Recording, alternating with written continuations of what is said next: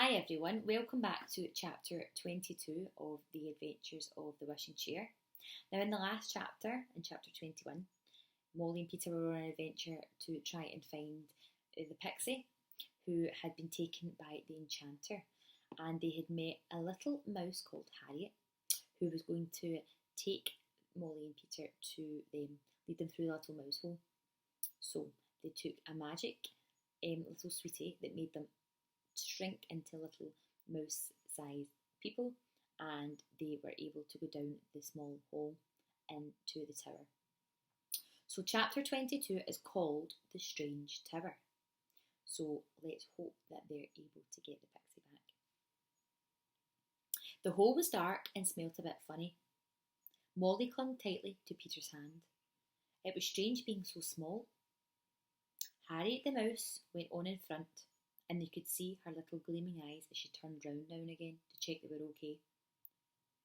Once Peter trod on her tail, and she gave an angry squeal. "I'm so sorry," said Peter. "I keep forgetting you've such a long tail, Harriet." At last they came to a place where the tunnel widened out into a room. It was very warm there. A large mouse pounced on Harriet to give her a big hug. "Oh, Auntie, you're at home," said Harriet. "See, I've brought you two children. They wanted to get into the tower, so I thought they might as well use our mouse tunnel. It's the only way in." "Good afternoon," said Harriet's aunt. She seemed just an ordinary mouse, except she wore large glasses. Her home was chiefly made of paper, it seemed. There were hundreds of little bits of it, neatly made into beds and tables. "What are the children going to do?" said Harriet's aunt. "Well, we would like to know how to get into the cellars," asked Peter. "You see, if you can show us the way there, we can get into the tower above and perhaps find the friend that we're looking for." "Well, come this way then," said the aunt. "But look out for the cat, won't you?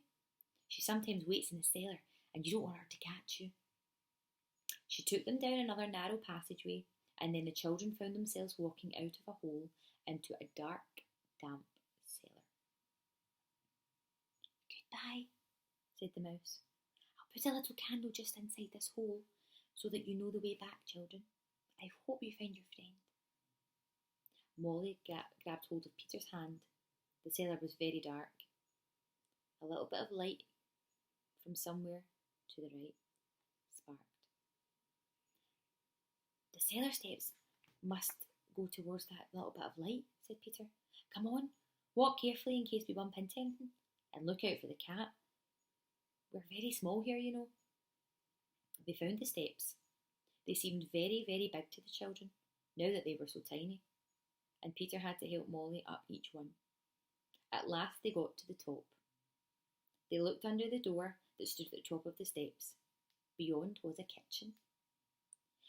"Do you suppose that the enchanter's back there?" whispered Molly. "No," said Peter.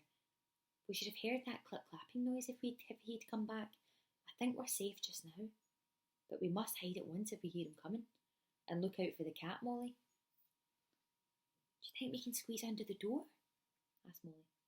But they couldn't. The crack was just not big enough. However, the door was not quite closed, and by pushing with all their might, the two children managed to get it open enough to squeeze through the door. They looked round. They were in a very big kitchen, or it seemed big to them anyway, because they were so tiny. They could not see Pixie anywhere though. "Come on," said Peter, giving Molly his hand. "We'll go into the next room and check." "Meow," suddenly came a voice, and a large tabby cat with green eyes came out behind her chair. Molly felt quite shaky at the knees. She knew what a mouse must feel like when it saw a cat. What a giant of an animal it seemed when you're so small. "Don't show it you're frightened," said Peter. "It smelt us, and we don't smell like mice. Stay here for a moment, Molly, and I'll go over to it and stroke it. Well, what I can reach of it." "Oh, Peter, you are brave," said Molly. So Peter walked boldly over to the cat and started to stroke its little legs. She seemed very pleased and purred loudly. Peter beckoned to Molly. She ran over and stroked the cat too. It was a friendly creature. It went into the next room, purring to Molly and Peter, who followed her. This room was very small and was lit by a candle. No daylight came into the tower because there was no windows. No one was in this little room either. A dish stood on the floor with some milk in it, and a large round basket with a fat cushion stood nearby. "This must be the cat's room," said Molly. "There's no furniture in it. I do wonder where Pixie is." There were some stairs going upwards from the cat's little room. The children climbed them with great difficulty, for they were very small, and the stairs seemed so big. Before they got to the top, they heard the sound of crying. It was the Pixie. He must indeed be very unhappy if he was crying. He hardly ever cried. How Molly and Peter tried to climb those stairs as quickly as possible. At last they reached the top and found themselves before a big open door. They ran in, and there he was. Chinky the Pixie was lying on a small bed, crying as if his heart was breaking. "Pixie, Pixie, don't cry. We're here to rescue you," said Peter, hoping that Chinky would hear his voice. But Chinky didn't hear him. He sat up at once, with the tears still running down his cheeks. And he saw Molly and Peter and stared at them. "Chinky," cried Molly, running over to him, "we've come to save you. Cheer up. We got in through a mouse hole after an elf helped us. How can we save you?" "Oh, you are good friends to come here and look after me," said the Pixie, drying his eyes. "Oh, I hate being here. I hate this enchanter. He wants me to do bad spells, and I won't. I was afraid I would be here for hundreds of years and never see you again." "Tell us how we can get you away," said Peter.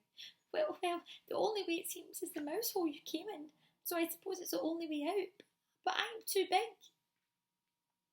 "Well, I'll go back to Dimple's cottage and ask her for one of the magic sweeties to make you small like us," said Peter. "Then, when I bring it back, you can take it and we'll all go down the hole. Get Dimple to make us right size again, find the wishing chair and go home. See?" "Well, it does sound easy enough," said Chinky. But I don't somehow think it will all go as nicely as that. Still, we can try, but leave Molly here with me, Peter, and you go down the mouse hole again." "We'll see him safely to the cellar door," said Molly. So they all went to the stairs, and they were just through the cat's little room when the Pixie turned pale. "The enchanter's coming back," he said. "Oh, where can you hide?" Quick, think of somewhere," cried Molly. There came a clapping noise, like thunder as she spoke. The tower split in half and a door arrived. It opened, and in strode the enchanter, tall and thin, and his plaited beard swept to the ground. But before he had seen the two children, Peter had pulled Molly over to the cat's basket. The big cat was lying there comfortably. The children scrambled and lay down by the cat, hiding under her thick fur. Pixie was left by himself. "I smell children," said the enchanter. How could children get into your tower, master?" said Chinky, with a look of surprise. The enchanter sniffed and began to look round the two rooms. The cat didn't move. Clip-clap stroked her as he passed, and she purred. But she stayed in her basket, and Molly and Peter cuddled close to her, hoping that she wouldn't move. The enchanter did not think of looking in the cat's basket. He soon gave up the hunt and ran up the stairs, calling to Pixie to go with him. "Go quickly now, Peter," whispered Chinky before he followed Clip-clap. "Molly can stay with the cat. She's safe."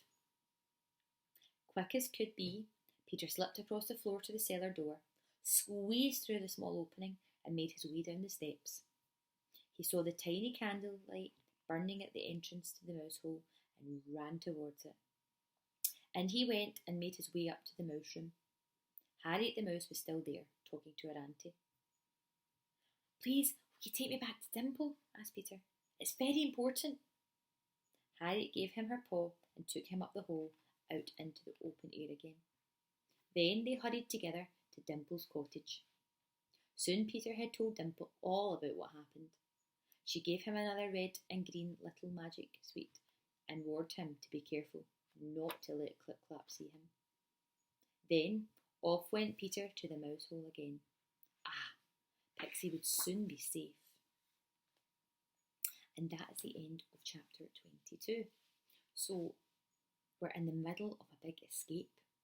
Peter's going back to get another little magic transforming sweetie that will make Pixie fit out the hole. But do we think that they're going to be able to get him out in time without getting caught?